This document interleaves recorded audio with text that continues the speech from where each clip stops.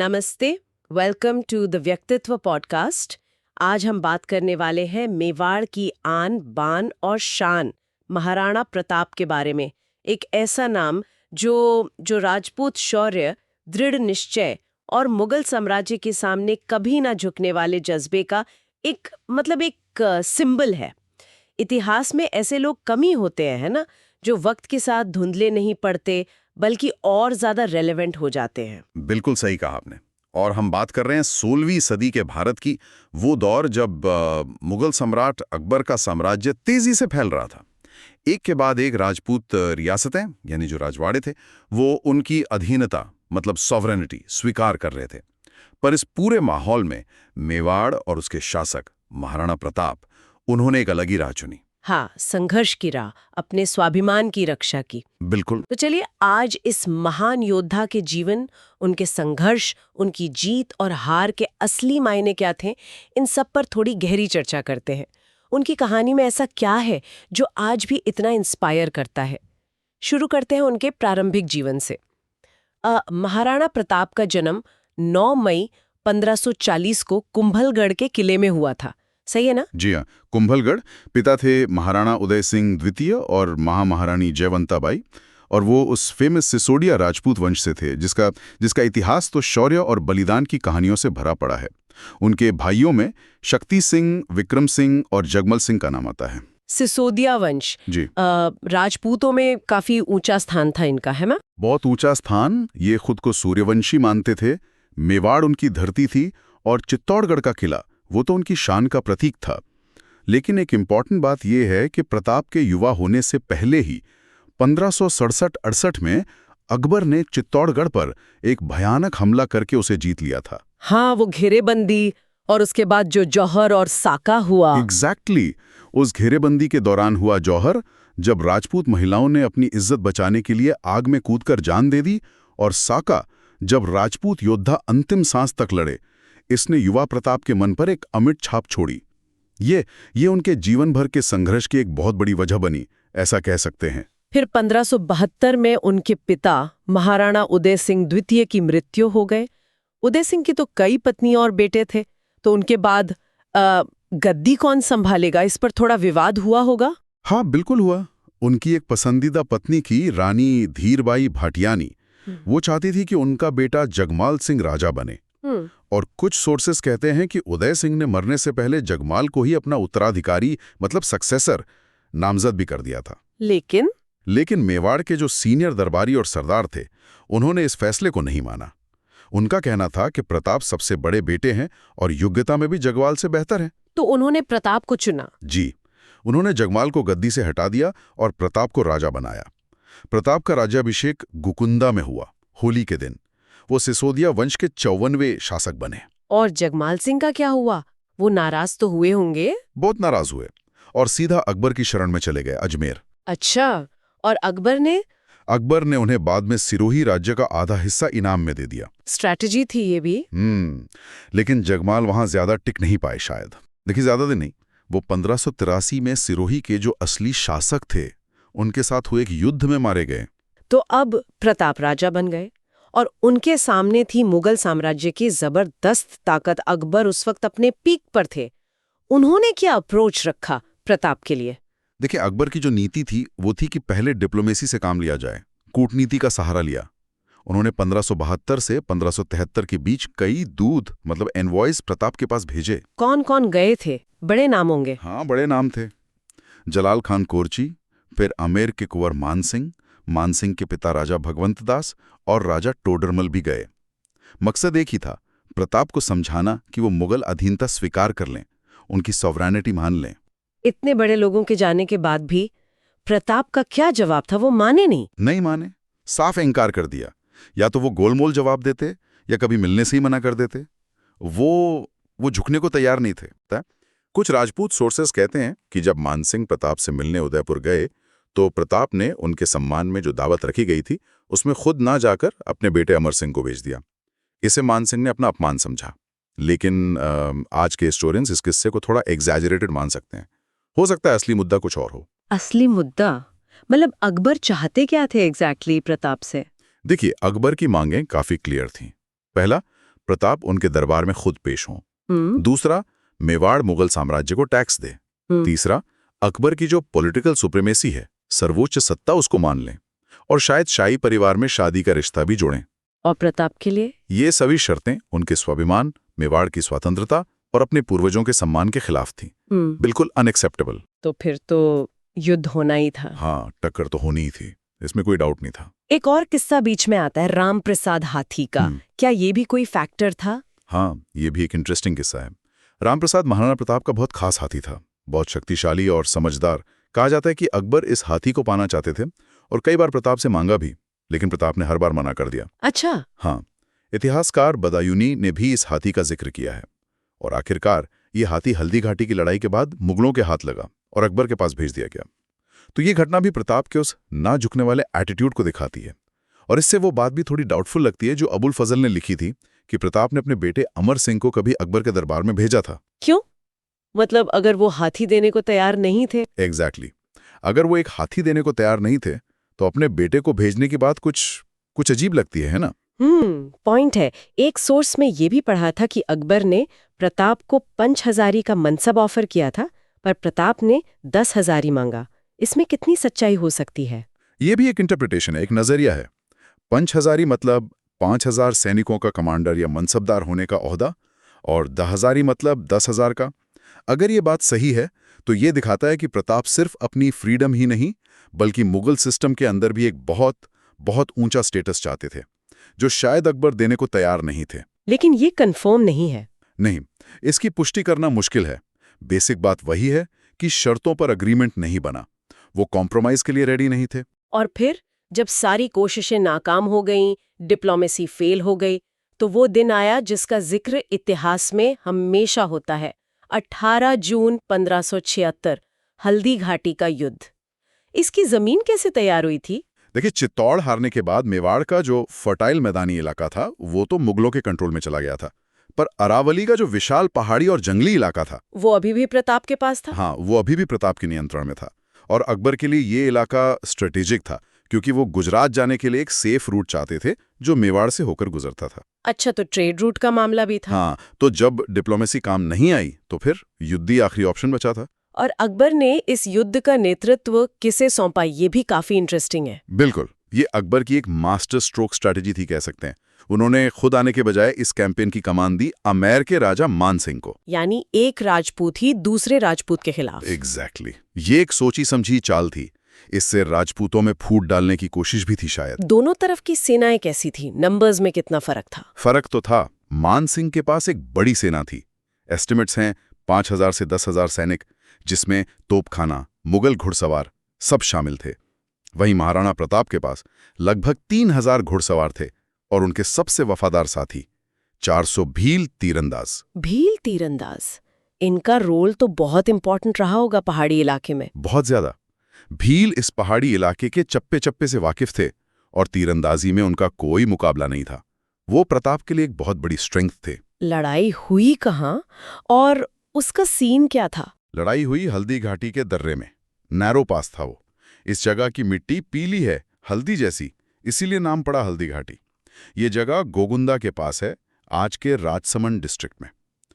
लड़ाई सुबह शुरू हुई और दोपहर तक, मतलब कुछ ही घंटों में खत्म हो गई, लेकिन थी बेहद भयंकर। फियर्स बैटल थी वो। प्रताप खुद लड़े होंगे अपने घोड़े चेतक पर? बिल्कुल। प्रताप ने अपने प्रिय घोड़े चेतक पर सवार होकर दुश्मन पर एकदम तूफानी हमला किया। उनका निशाना सीधा मानसिंह था, जो एक हाथी पर बैठे थे। क्या वो मानसिंह तक पहुंच पाए? सुना है चेतक ने। हाँ, वो मानसिंह के काफी करीब पहुंच गए थे। रिवायतें कहती हैं कि चेतक ने अपने अगले पैर मानसिंह के हाथी के माथे पर टिका दिए थे और प्रताप ने अपने भाले से वार किया। ओह, तो मानसिंह तो बच गए। वो हौदे में नीचे झुक गए, सिर्फ महावत मारा गया। लेकिन इस हमले ने मुगल सेना में एक बार तो भगदड़ मचा दी थी। कंफ्यूजन फैल गया था। और चेतक, उसकी बहादुरी के किस्से तो हम बचपन से सुनते आ रहे हैं। हाँ, चेतक की वीरता तो अमर हो गई उस दिन। जब युद्ध के दौरान प्रताप खुद घायल हो गए और मुगल सैनिक उनके पीछे लग गए, तो चेतक, जिसका एक पैर बुरी तरह जख्मी हो चुका था, वो भी एक बड़े से नाले को एक छलांग में पार कर गया ताकि महाराणा को बचाया जा सके। हाँ, उसने महाराणा को सुरक्षित जगह पहुंचाया और फिर अपने प्राण त्याग दिए। वफादारी की मिसाल है चेतक। और एक और बलिदान हुआ था ना, झाला सरदार का। हाँ, झालामान या कुछ जगह झाला बीदा नाम आता है। जब उन्होंने देखा कि राणा घिर गए हैं तो उन्होंने राणा का जो राजछत्र था वो अपने सिर पर रख लिया, ताकि मुगल सैनिक उन्हें राणा समझे। जी, मुगल सैनिकों ने उन्हें ही राणा समझ लिया और उन पर टूट पड़े। इस कंफ्यूजन में प्रताप को वहां से निकलने का मौका मिल गया। ये भी एक बड़ा बलिदान था। तो इतनी ब्रेवरी, इतने बलिदान के बाद इस लड़ाई का रिजल्ट क्या रहा, इस पर भी अलग अलग व्यूज हैं, है ना? बिल्कुल, ये सबसे कंट्रोवर्शियल एस्पेक्ट है इस युद्ध का। मुगल हिस्टोरियंस इसे अपनी जीत बताते हैं क्योंकि युद्ध के मैदान पर आखिर में उनका कब्जा था और प्रताप को पीछे हटना पड़ा था। लेकिन उनका मेन ऑब्जेक्टिव तो पूरा नहीं हुआ। एग्जैक्टली, उनका जो असली मकसद था प्रताप को जिंदा या मुर्दा पकड़ना, वो पूरा नहीं हुआ प्रताप बचने के। और राजपूत साइड इसे कैसे देखती है? राजपूत इसे अपनी नैतिक जीत, मॉरल विक्ट्री मानते हैं क्योंकि प्रताप का हौसला नहीं टूटा, उनका संघर्ष जारी रहा। तो मॉडर्न हिस्टोरियंस क्या कहते हैं इस बारे में? आज के ज्यादातर इम्पार्शियल हिस्टोरियंस ये मानते हैं कि टैक्टिकल लेवल पर यानी मैदान पर मुगल जीते, लेकिन स्ट्रैटेजिक लेवल पर ये उनकी हार थी क्योंकि मेवाड़ का जो रेजिस्टेंस था, जो विद्रोह था, वो तो खत्म नहीं हुआ। इस युद्ध के बाद मान सिंह ने गोगुंदा पर कब्जा कर लिया। कुछ महीने बाद सितंबर 1576 में अकबर खुद एक बड़ी सेना लेकर आए और गोगुंदा, उदयपुर, कुंभलगढ़ जैसे मेवाड़ के कई इंपॉर्टेंट हिस्सों पर मुगल कंट्रोल हो गया। पर प्रताप फिर भी हाथ नहीं आए। नहीं, वो फिर भी हाथ नहीं आए। इसलिए हल्दी घाटी को मुगलों के लिए एक बेकार की जीत या फ्यूटाइल विक्ट्री भी कहा जाता है। मतलब जीत तो गए पर जो चाहिए था वो मिला नहीं। हल्दी घाटी के बाद प्रताप की स्ट्रैटेजी में क्या बदलाव आया? अब वो ओपन बैटल तो अवॉइड करते होंगे। हाँ, आपने सही समझा। हल्दी घाटी के एक्सपीरियंस ने प्रताप को सिखा दिया कि वो खुले मैदान में मुगल सेना का सामना नहीं कर सकते। उनके नंबर्स और रिसोर्सेज ज्यादा थे। तो अब उन्होंने अपनी स्ट्रैटेजी बदली। उन्होंने अपनाया छापामार युद्ध का तरीका, जिसे हम गेरिला वॉरफेयर कहते हैं। गेरिला वॉरफेयर अरावली की पहाड़ियों में ये तो काफी इफेक्टिव रहा होगा। बहुत इफेक्टिव। अरावली की विशाल पहाड़ी श्रृंखला उनका सबसे बड़ा हथियार बन गई। उनकी छोटी छोटी सैनिक टुकड़ियां तेजी से मुगल ठिकानों या उनके सप्लाई कैरवान्स पर हमला करती और फिर गायब हो जाती। और फिर पलक झपकते ही घने जंगलों और तंग घाटियों में गायब हो जाती। मुगल सेना के लिए उन्हें ढूंढना बहुत मुश्किल था। उन्होंने कुंभलगढ़ जैसे अपने पहाड़ी किलों का भी बेस के तौर पर इस्तेमाल किया और इसमें उनका सबसे बड़ा साथ दिया भील समुदाय ने। भीलों का रोल फिर से इंपॉर्टेंट हो गया यहाँ। बहुत ज्यादा। वो न सिर्फ इस इलाके को अच्छी तरह जानते थे, बल्कि प्रताप के प्रति पूरी तरह लॉयल थे, समर्पित थे। उनका कंट्रीब्यूशन प्राइसलेस था इस फेज में। लेकिन मुगलों ने भी तो इसका तोड़ निकालने की कोशिश की होगी। उन्होंने चुपचाप तो नहीं बैठे होंगे। जरूर की। अकबर ने शाहबाज खान कंबोह नाम के एक काबिल सेनापति को प्रताप के खिलाफ भेजा। ये काफी डिटर्मिन्ड कमांडर था। 1577 से 1579 के बीच शाहबाज खान ने लगातार 3 बार मेवाड़ पे बड़े हमले किए। 3 बार? हाँ, और उसने कुंभलगढ़, गोगुंडा, उदयपुर जैसे इंपॉर्टेंट इलाके जीत लिए। सेंट्रल मेवाड़ पर भी मुगल कब्जा कर लिया। इन हमलों ने प्रताप की शक्ति को काफी कमजोर किया। उन्हें पहाड़ों में और अंदर और दूर जाना पड़ा। एक तरह से देखा जाए तो इस दौर में 1579 तक मुगलों ने मेवाड़ पर अपनी सुप्रीमेसी काफी हद तक एस्टैब्लिश कर ली थी। ये वक्त तो फिर प्रताप और उनके परिवार के लिए बहुत कठिन रहा होगा। राज्य छिन गया, लगातार युद्ध, छुप कर रहना। बेहद कठिन दौर था। इकोनॉमिक हार्डशिप बहुत थी, आर्थिक तंगी थी। वो कहानियां जो हम सुनते हैं ना कि उनके बच्चों को घास की रोटी खानी पड़ी। हाँ, सुनिए वो कहानियां। शायद ये थोड़ी एग्जैजरेशन हो, मतलब घास की रोटी लिटरली ना हो सकता है वो बाजरे या किसी मोटे अनाज की रोटी हो, लेकिन ये उनकी डिफिकल्टीज को, उनकी तकलीफों को जरूर बयान करती है। कई सरदार भी इस दौरान उनका साथ छोड़ गए क्योंकि लगातार इस तरह जंगल में भटकना और लड़ते रहना आसान नहीं था। उनका फ्यूचर अनसर्टन लग रहा था। इसी टाइम का एक किस्सा पृथ्वीराज राठौर के खत का भी है ना, वो काफी फेमस है। हाँ, ये बड़ा इंस्पायरिंग किस्सा है। पृथ्वीराज राठौर बीकानेर के राजकुमार थे और अकबर के दरबार में एक रिस्पेक्टेड कवि थे। जब उन तक ये अफवाह पहुंची, रूमर पहुंचा कि प्रताप शायद अब हिम्मत हार रहे हैं और अकबर की अधीनता स्वीकार करने वाले हैं, तो उन्होंने प्रताप को एक लेटर लिखा। हाँ, उन्होंने एक कविता लिखकर प्रताप को भेजी। उस कविता में उन्होंने प्रताप के शौर्य की, उनके करेज की, उनके स्वाभिमान की बहुत तारीफ की और उनसे अपील की, विनती की कि वो हार न माने। और इसका असर हुआ? कहा जाता है कि इस खत को पढ़कर प्रताप को नई हिम्मत मिली, नया जोश आया। हालांकि कुछ हिस्टोरियंस इस किस्से की हिस्टोरिकल ऑथेंटिसिटी पर सवाल उठाते हैं, मतलब पक्का सबूत नहीं है, लेकिन ये किस्सा प्रताप के दृढ़ निश्चय और उस समय उनके प्रति लोगों के सम्मान को जरूर रिफ्लेक्ट करता है। तो क्या प्रताप ने कभी हार मानी या फिर सिचुएशन बदली कैसे? प्रताप ने हार तो कभी नहीं मानी, और हाँ, सिचुएशन भी बदली, थोड़ी किस्मत ने भी साथ दिया, कह सकते हैं। हुआ ये कि 1579 के बाद मुगल साम्राज्य के दूसरे हिस्सों में गड़बड़ी शुरू हो गई, प्रॉब्लम शुरू हो गई। कहाँ पर? बंगाल और बिहार में विद्रोह हो गए, रिबेलियंस हुए। फिर अकबर के सौतेले भाई मिर्जा हाकिम, जो काबुल में थे, उन्होंने नॉर्थ वेस्ट से हमला कर दिया। तो अकबर का पूरा ध्यान इन समस्याओं पर लग गया, वो उधर बिजी हो गए। इसका मतलब मेवाड़ पर मुगल प्रेशर कम हो गया? बिल्कुल, एग्जैक्टली। अकबर को अपनी सेनाएं और रिसोर्सेज दूसरी जगह लगाने पड़े। मेवाड़ थोड़ा पीछे हो गया उनकी प्रायोरिटी लिस्ट में। इस मौके का फायदा उठाकर प्रताप ने धीरे धीरे अपने खोए हुए इलाके वापस जीतना शुरू कर दिए, रिकवरी शुरू की। मुगलों ने फिर कोशिश नहीं की? एक बार की 1584 में अकबर ने एक बार फिर कोशिश की और जगन्नाथ कछवाहा को मेवाड़ भेजा, लेकिन प्रताप की सेना ने उसे भी नाकाम कर दिया, उस अटैक को भी रिपेल कर दिया। फिर 1585 के बाद तो अकबर अगले 12 साल तक लाहौर में ही रहे, नॉर्थ वेस्ट फ्रंटियर को संभालने में लगे रहे। इस पूरे अरसे में 1585 से 1597 तक मेवाड़ की तरफ कोई बड़ा मुगल मिलिट्री कैंपेन नहीं भेजा गया। और इस दौरान प्रताप क्या करते रहे? ये तो उनके लिए गोल्डन अपॉर्चुनिटी थी। बिल्कुल, और उन्होंने इस वक्त का भरपूर इस्तेमाल किया, रीकॉन्क्वेस्ट शुरू किया। एक एक करके उन्होंने उदयपुर, मोही, गोबुंडा, मांडल जैसे कई इंपॉर्टेंट शहर और लगभग 36 मुगल मिलिट्री आउटपोस्ट, चौकियां वापस अपने कब्जे में ले ली। 36 चौकियां? वाओ! हाँ, एक शिलालेख भी मिला है इस दौर का, 1598 का, पंदेर इंस्क्रिप्शन कहते हैं उसे, जहाजपुर के पास है। उससे पता चलता है कि राणा ने नॉर्थ ईस्टर्न मेवाड़ पर कब्जा करके अपने एक लॉयल ब्राह्मण सदुलनाथ त्रिवेदी को जमीन भी दान में दी थी। ये उनकी अथॉरिटी के रीस्टैब्लिशमेंट का प्रूफ है। यानी अपनी जिंदगी के आखिरी सालों में उन्होंने काफी हद तक मेवाड़ को वापस पा लिया था, अपने कंट्रोल में ले लिया था। हाँ बिल्कुल। 1585 से लेकर 1597 में अपनी मृत्यु तक प्रताप ने मेवाड़ का एक बहुत बड़ा हिस्सा मुगलों से वापस छीन लिया था। लोग जो मेवाड़ छोड़कर चले गए थे वो लौटने लगे थे। मॉनसून भी अच्छा रहा उस दौरान, तो खेती बाड़ी सुधरी, व्यापार भी बढ़ा, इकोनॉमी रिकवर करने लगी। उन्होंने अपनी नई राजधानी भी बनाई थी ना? हाँ, उन्होंने चावंड नाम की जगह को अपनी नई सुरक्षित राजधानी बनाया।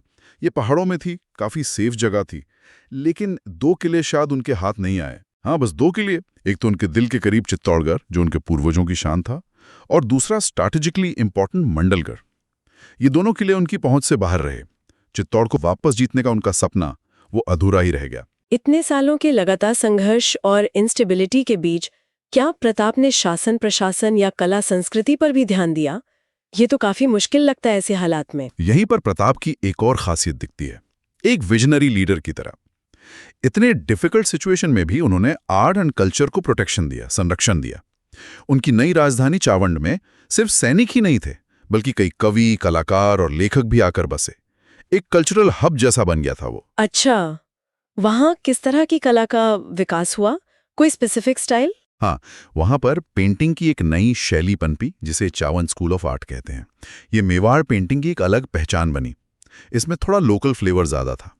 नासिरुद्दीन नाम के एक मशहूर पेंटर उनके दरबार में थे। उन्होंने बाद में अमर सिंह के टाइम में फेमस रागमाला सीरीज बनाई, जिसकी शुरुआत शायद प्रताप के टाइम में ही हुई होगी। और एडमिनिस्ट्रेशन, गवर्नेंस का क्या था? उन्होंने युद्ध के बीच भी शासन का ढांचा, जो एडमिनिस्ट्रेटिव स्ट्रक्चर था, उसको बनाए रखा। जो ट्रेडिशनल फ्यूडल सिस्टम था, रेवेन्यू कलेक्शन का काम, जस्टिस डिलीवरी सिस्टम, ये सब चलता रहा। उन्होंने मंदिरों और दूसरे धार्मिक संस्थानों को भी सपोर्ट जारी रखा। और समाज के दूसरे ग्रुप्स के साथ उनके रिलेशंस कैसे थे, खासकर भीलों के साथ, जिनका जिक्र बार बार आ रहा है? ये बहुत इंपॉर्टेंट पॉइंट है। प्रताप ने सिर्फ राजपूतों पर डिपेंड नहीं किया। उन्होंने भीलों जैसे नॉन राजपूत कम्युनिटीज के साथ एक स्ट्रॉन्ग अलायंस बनाया, एक मजबूत गठबंधन। उन्होंने भीलों को न सिर्फ अपनी सेना में शामिल किया, बल्कि उन्हें रिस्पेक्ट भी दिया, उन्हें इंपॉर्टेंस दी। यह उनकी इंक्लूसिविटी यानी सबको साथ लेकर चलने की पॉलिसी को दिखाता है। यह उनकी सक्सेस का एक बड़ा रीजन था। उनके मिलिट्री सक्सेस के पीछे क्या मेन रीजंस थे? आखिर इतने बड़े मुगल एम्पायर से टक्कर लेना कोई मामूली बात नहीं थी। सबसे बड़ी ताकत तो थी उनके टेरेन की नॉलेज और उसका ब्रिलियंट यूज।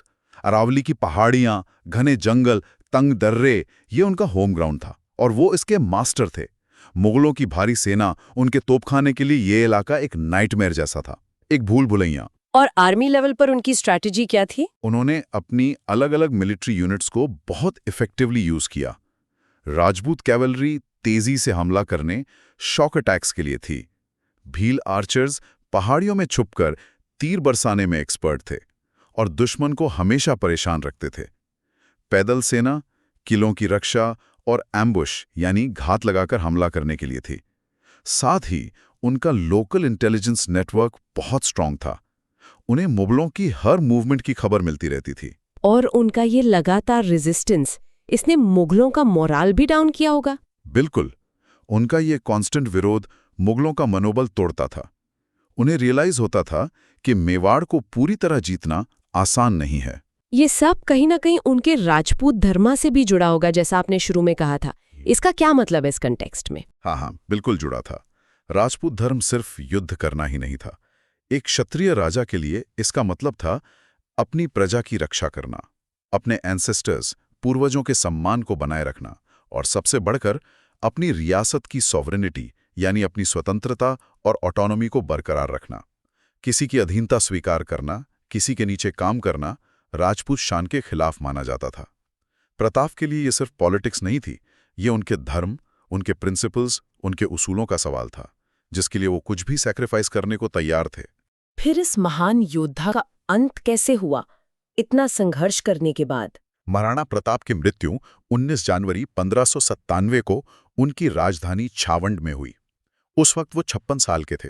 कारण क्या था? कोई युद्ध या? नहीं, युद्ध नहीं। कहा जाता है कि मौत का कारण शिकार खेलते हुए एक एक्सीडेंट था। एक दुर्घटना में उन्हें चोट लगी थी। शायद धनुष की प्रत्यंचा, जो बोस्ट्रिंग होती है, उसको खींचने से उन्हें कोई इंटरनल इंजरी हुई थी, जो आखिर में फेटल साबित हुई। अच्छा, सुना है मरते वक्त उन्होंने अपने बेटे अमर सिंह से कुछ वचन लिया था। हाँ, ऐसी रिवायतें हैं। कहा जाता है कि मरते समय उन्होंने अपने बेटे और सक्सेसर अमर सिंह से वचन लिया था कि वो कभी मुगलों के आगे सर नहीं झुकाएंगे और चित्तौड़ को वापस जीतने का प्रयास जारी रखेंगे। और एक रिवायत ये भी है कि अकबर भी उनकी मौत की खबर सुनकर दुखी हुए थे। हाँ, ये भी कहा जाता है कि जब अकबर को प्रताप की मृत्यु की खबर मिली तो वो भी एक पल के लिए साइलेंट हो गए थे, दुखी हुए थे। उनके साहस और उनकी डिटर्मिनेशन ने शायद उनके सबसे बड़े दुश्मन को भी सीक्रेटली इंप्रेस किया था। यहां तक कि अकबर के दरबारी कवि दुर्शा आरहा ने भरे दरबार में प्रताप की वीरता और उनके ना झुकने वाले जज्बे पर एक कविता कही थी, जिसे अकबर ने रोका भी नहीं। वाह, ये तो काफी सिग्निफिकेंट है। प्रताप के बाद क्या हुआ? क्या अमर सिंह ने संघर्ष जारी रखा? हाँ, उनके बेटे अमर सिंह आए पिता के वचन को निभाते हुए स्ट्रगल जारी रखा। उन्होंने भी मुगलों के खिलाफ कई कैंपेन्स किए, लेकिन लगातार चल रहे युद्ध ने मेवाड़ को फाइनेंशियली और मिलिटरली काफी थका दिया था, एग्जॉस्ट कर दिया था। आखिरकार लगभग 18 साल बाद 1615 में अमर सिंह ने शाहजहां, जो उस वक्त प्रिंस खुर्रम थे, के साथ एक पीस ट्रीटी, एक शांति संधि कर ली। उस समय मुगल एम्परर जहांगीर थे। तो आखिरकार मेवाड़ ने अधीनता स्वीकार कर ली। हाँ, एक तरह से हाँ, लेकिन यह संधि मेवाड़ के लिए काफी सम्मानजनक थी। It was a treaty with honour. अच्छा, क्या कंडीशंस थीं? कई कंडीशंस ऐसी थीं जो मेवाड़ की ऑटोनॉमी को बनाए रखती थीं। जैसे सबसे इंपॉर्टेंट, मेवाड़ के राणा को मुगल दरबार में पर्सनली प्रेजेंट होने से छूट मिली। उनकी जगह उनका बेटा क्राउन प्रिंस जाएगा और चित्तौड़ का किला उन्हें वापस मिल गया। हाँ, इस शर्त पर कि वो उसकी फोर्टिफिकेशन, किलेबंदी नहीं करेंगे, उसकी रिपेयर नहीं करवाएंगे। तो प्रताप का संघर्ष पूरी तरह व्यर्थ नहीं गया फिर? कुछ हद तक उनका ऑब्जेक्टिव अचीव हुआ? बिल्कुल। उनके रेजिस्टेंस ने ये इंश्योर किया कि मेवाड़ को मुगल एम्पायर में एक स्पेशल स्टेटस मिले।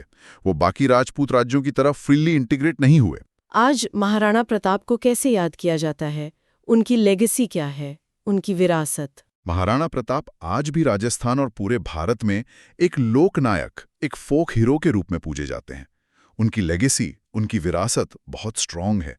फेमस हिस्टोरियन सतीश चंद्र ने कहा है कि उनका अकेले बिना दूसरे राजपूत राज्यों की खास मदद के इतने पावरफुल मुगल साम्राज्य को चैलेंज करना राजपूत करेज और सैक्रिफाइस की एक शानदार मिसाल है, अनपैरेलल्ड एग्जाम्पल है। और उनकी मिलिट्री टैक्टिक्स का भी जिक्र होता है। हाँ, उनकी जो गरिला युद्ध की टेक्निक्स थी, उन्होंने बाद में डेक्कन की मलिक अंबर और फिर छत्रपति शिवाजी महाराज जैसे महान योद्धाओं को भी प्रेरणा दी।